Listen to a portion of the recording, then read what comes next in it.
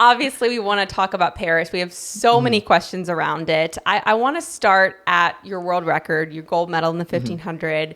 But I want to start specifically because we were talking, I feel like when you break a world record and then you look back on it, there's so many little moments like I had this bite of cereal and I felt like the magic was going to, there's so many little things that I look back on, like 6 or 7 things. So I want to hear if you have those things and if you can recall them, or is it too soon?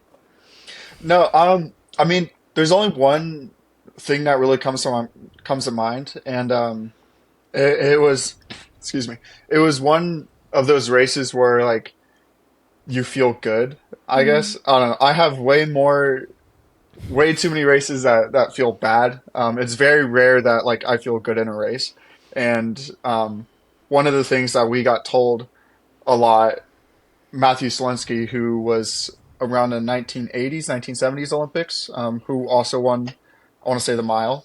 Um, he would come to our practices sometimes, and he'd always tell us and remind us that feeling good is a luxury in this sport. So when I look back to that mile, and I remember how I felt, and I was like, yeah, feeling good is a luxury right now because that it helped me a lot in that mile. Um, but if I like compare it to like how many times I've actually felt good in a race, um, it's less than a handful within these past like 4 years of feeling good, and it really strikes when I needed it most. So I'm very happy about that.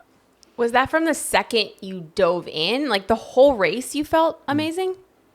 Yeah, I mean, like before the race, I didn't feel good. Before the Oh. race, I was like, "Oh, this kind of sucks. I'm kind of sore right now. We'll see, a little tired, a little hungry." But I dove in. I was like, "Oh, my stroke feels good. Pushing off the wall feels good."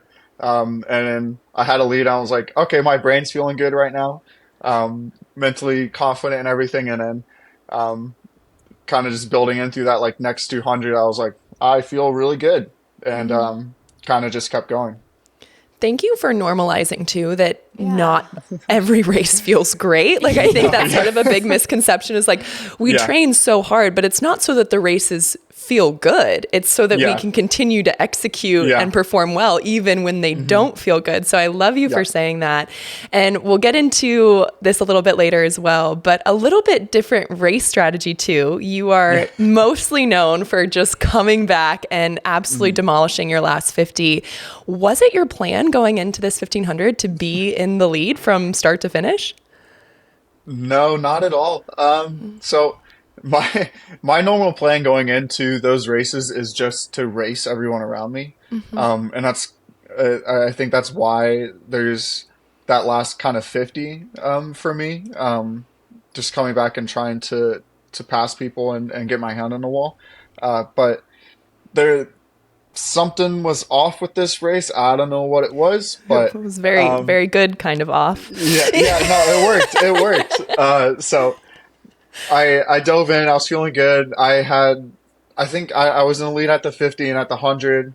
I was breathing towards my right, towards the most of the field because I was in lane 7, and I saw that I had a pretty decent lead at like 100. I was like, this is completely new to me. And then I kept going, just kind of kept building throughout it, feeling good. At the 200, I saw I had like almost a body length, and I was like, I can't really like waste this kind of potential right now. Because like a body length in most races is quite a bit. I think it's not that much, but it's enough to where I feel comfortable and confident to kind of keep going, especially at where I was at in that race. It was the very beginning, and I didn't feel like I was overdoing myself.